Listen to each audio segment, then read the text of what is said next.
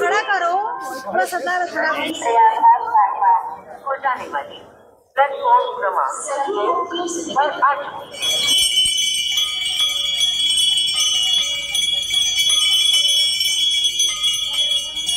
আজকের তারিখ 28শে অগাস্ট 2024। আজকের আমি আমার এতদিন জীবনের ভারতবর্ষের সেকেন্ড স্টেটে আমরা যাচ্ছি আজকের আমরা উত্তরপ্রদেশের বারাণসী। তা আজকের বন্ধের দিন, এখন আমরা হেঁটে হেঁটে বাস স্ট্যান্ড পর্যন্ত যাচ্ছি। আমার বাড়ি থেকে হাওড়া পর্যন্ত যেতে সময় লাগে 3.5 ঘন্টা। তা আমরা খুব তাড়াতাড়ি বেরিয়েছি, যেহেতু বন্ধের দিনে গাড়ির একটু প্রবলেম হয়, সরকারি বাস চলছে, আর কি করা যায়। হেঁটে হেঁটে বাস স্ট্যান্ড পর্যন্ত এখন যাচ্ছি। কে বলবে আজকের ওয়েদারটা দেখুন, এতটা দারুণ ওয়েদার। একদিকে মেঘ, নীল আকাশ, আর বৃষ্টি হয়েছে বলে গাছের পাতাগুলো একদম পরিষ্কার। কে বলবে যে আজকের এই ওয়েদার আর কালকে 24 ঘন্টা আগে মুষলধারে বৃষ্টি হচ্ছিল। চলুন তাহলে আমরা হাওড়া স্টেশন যাই।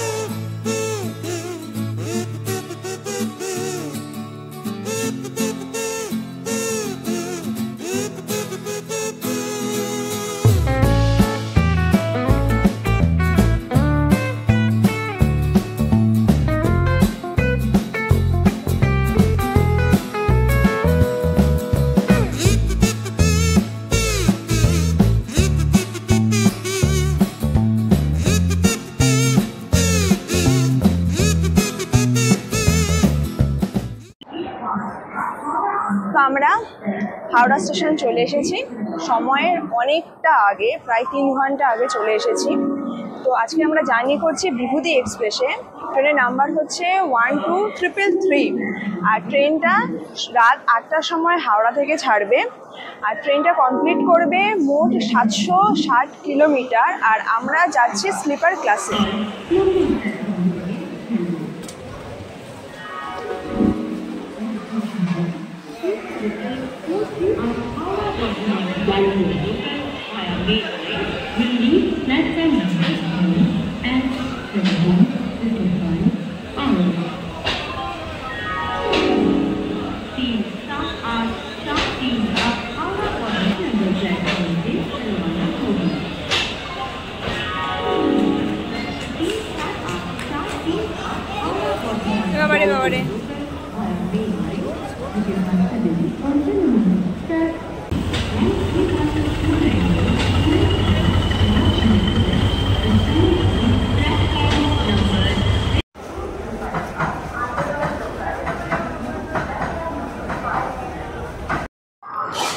আমাদের বিভূতি এক্সপ্রেস দিয়েছে 12 নম্বর প্ল্যাটফর্মে।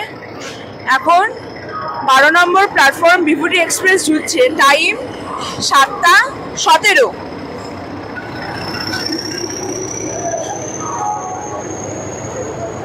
এদিকে বিভূতি এক্সপ্রেস ঢুকছে, আর ওদিকে ওনার মেচেদা লোকাল ঢুকছে।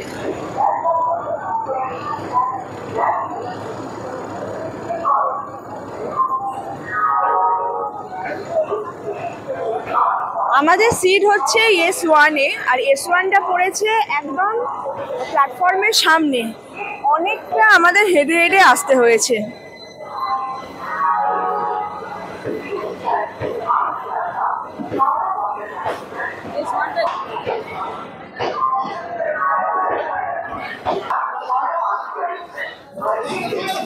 ও বাবা, কতটা ফাঁকা।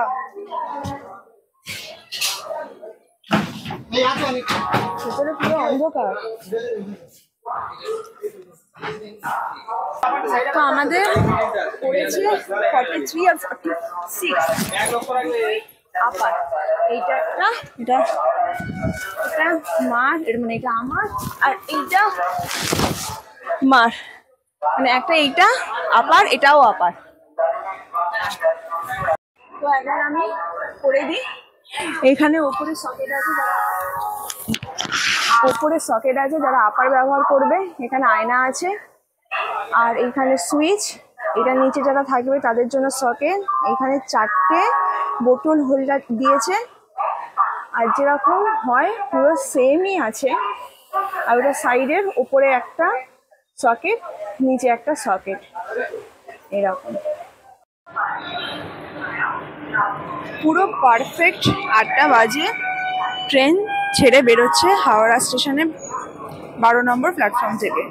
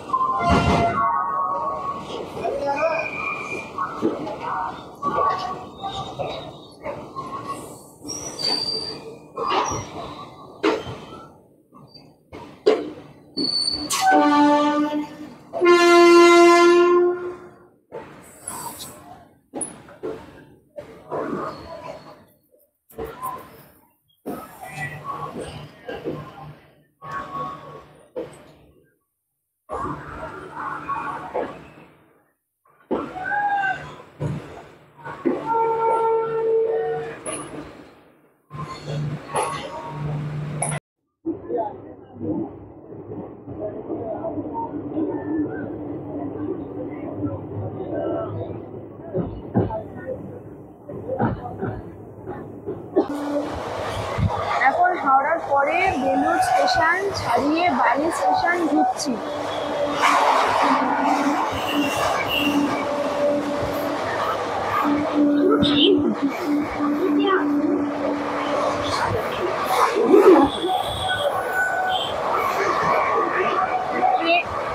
ট্রেন তো পুরোটা স্পিড নিয়ে নিয়েছে, আপনাদের দেখাই যে কতটা স্পিড নিয়েছে।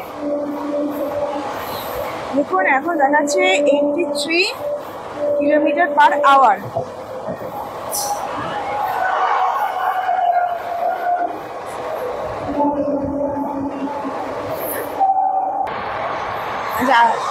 ভয়েরিসময় ট্রেনে একটা নতুন জিনিস দেখলাম, সেটা হচ্ছে এই ডান দিকে একটা সুইচ এসেছে, এখানে ক্লিক করলে দেখাচ্ছে has the train departed from Howrah junction. মানে ট্রেন ডিপার্ট করেছে কিনা রেল নিজেও জানে না, বাবা কাজই করছে না।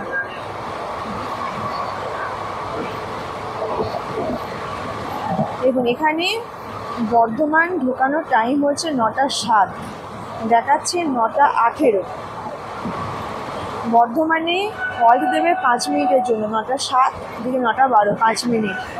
এরপরের বর্ধমানের পরে আসবে পানাগড়, পানাগড়ে হল্ট দেবে 1 মিনিট। তারপর আছে দুর্গাপুর, দুর্গাপুরে দেবে 2 মিনিট। আসানসোল, আসানসোলে দেবে 5 মিনিট। তারপরে এই আসানসোল থেকে আমরা ঢুকে যাব ছত্তিশগড়ে, চিত্তরঞ্জন, এই ছত্তিশগড়। তারপর এরপর চলে যাব আমরা বিহার, মানে ওয়েস্ট বেঙ্গল, ছত্তিশগড়, বিহার পেরিয়ে তারপর আমরা ইউপি।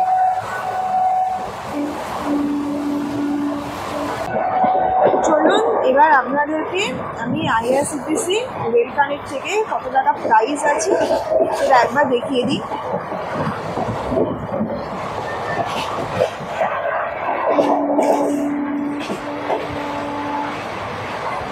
নেট একটু স্লো, তাও আবার জিও নেট। এই ট্রেন বুক টিকিট হাওড়া থেকে বারাণসী। আমি একটা র্যান্ডাম ডেট ঠিক করছি, ধরে নিন অক্টোবরের 22 ঠিক দিচ্ছি। সার্চ ট্রেন,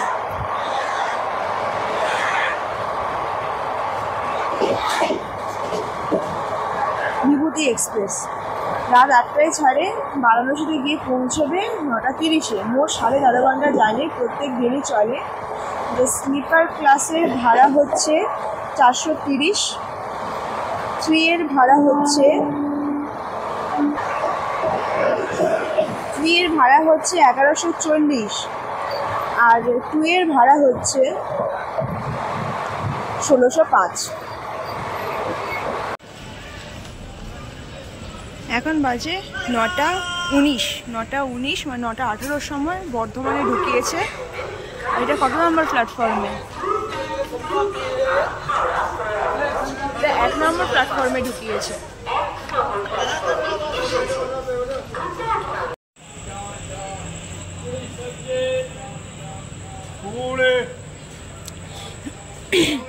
বর্ধমান স্টেশন থেকে প্রচুর খাবারের অপশান ওঠে, পুরি সবজি, ভেজ বিরিয়ানি, কফি, আরও অনেক কিছু খাবারের অপশান ওঠে। যারা টিফিন নিয়ে আসছেন না, আপনাদের কোনো সমস্যা নেই। এই এখন আমরা বর্ধমান জংশন ছেড়ে বেরিয়ে যাচ্ছি।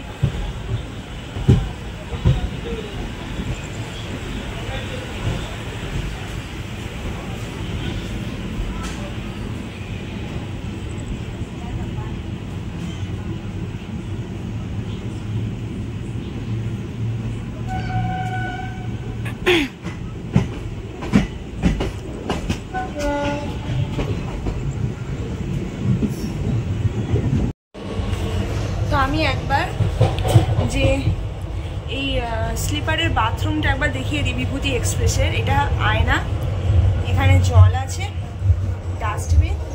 আমি ঢুকেছি ইন্ডিয়ানে ঢুকেছি। এদিকে লাইট। যতটুকু দেখলাম যে স্লিপারের বিভূতি এক্সপ্রেসের স্লিপারের S2 আর S1-এর এই কটা আমি দেখেছি, এর বাথরুম পরিষ্কার আছে। যখন ঢুকেছিলাম ভালোই পরিষ্কার ছিল, এখন একটু গন্ধ লাগছে।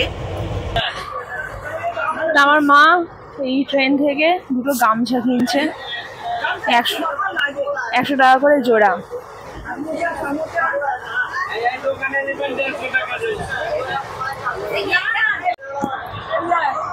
একই কালারের না, দুটো কালার।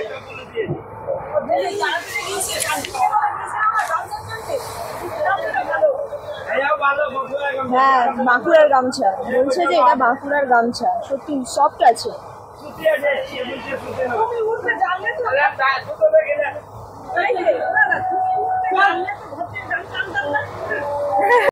এখন আমার পুরো একটা শোয়ার টাইম হয়ে গেছে। এই বালিশটা আমি কখন বলবো, তারাপীঠ যাওয়ার পরে যখন আমি দুরন্ত এক্সপ্রেসে ট্রাভেল করেছিলাম তখন কিনেছিলাম। এটা নিয়েছিল 120 টাকা করে, খুব ভালো। আমি এতদিনের ট্রাভেল করছি, এই বালিশ খুব কমফোর্টেবল। খোলা মতো, হাওয়া খুলে দিলেই সব বেরিয়ে যাবে।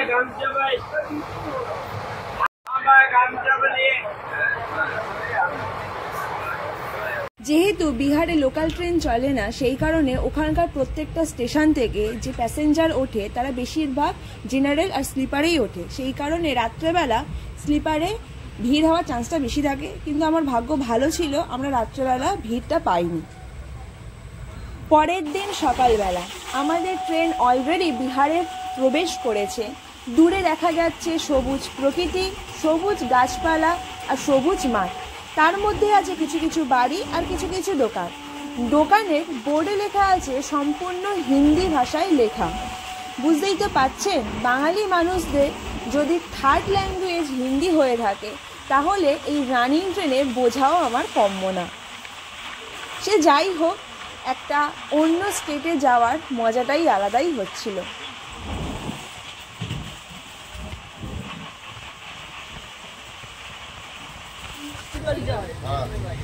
चाय राम प्यारी चाय, चाय दूध वाली चाय, चाय কি গরম, তাও দিয়েছে কম, পুরো দেয়। चाय राम प्यारी चाय, हाँ चाय दूध वाली चाय।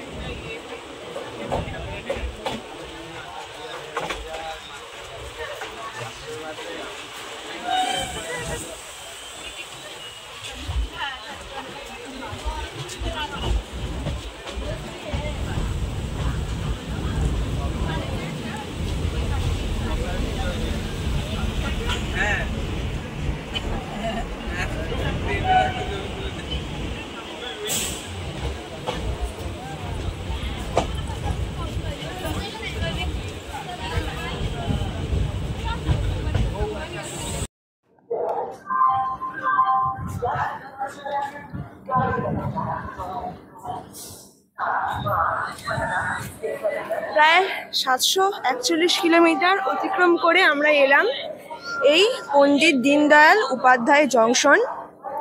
10 মিনিট এখানে ট্রেন দাঁড়াবে। আর এর আগে নাম ছিল মুঘলসরাই। 2018 সালের অগাস্ট মাসে নামটা চেঞ্জ হয়েছে। পণ্ডিত দীনদয়াল উপাধ্যায়ের পরে ইউপিতে 3টে স্টেশন আছে। একটা কাশী, তারপর বারাণসী জংশন, আর তারপর বেনারস। বিভূতি এক্সপ্রেস বারাণসী জংশন আর বেনারস দুটোতেই থামে। 3টে স্টেশন থেকেই বেনারস যাওয়া যায়। যখন আপনারা নামবেন বা টিকিট কাটবেন তখন একবার দেখে নেবেন কত দূর পর্যন্ত আপনারা টিকিটটা কাটছেন, বেনারস নাকি বারাণসী, যাতে আপনাদের প্রবলেম না হয় বুঝতে।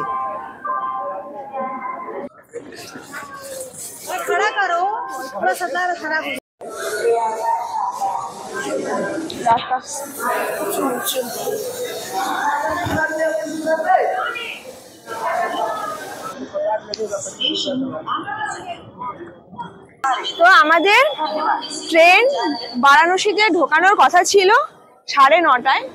25 মিনিট লেট ট্রেন। 9:55 ঢুকিয়েছে। আর বাইরেটা আমি একবার দেখাই কতটা সুন্দর। এই বারাণসীর, এটা বারাণসী স্টেশন, ভিএ বারাণসী স্টেশনের যে ওপরে যে কারুকার্যটা দারুণ দেখতে। আর এখানে সব সময় পরিষ্কার হচ্ছে, সব সময়। স্টেশন থেকে বেরিয়েছি, বেরোতেই অটোওয়ালা রিক্সাওয়ালা সব ছেপে ধরেছে, ওই হোটেল দেব, গাড়ি করে নিয়ে যাব। তা এখন এইখান থেকে আমরা যাব গধুলিয়া চৌরাহা, বা আমাদের বাংলা ভাষায় বলে গধুলিয়া চক। তা এখান থেকে দেখি কি পাই।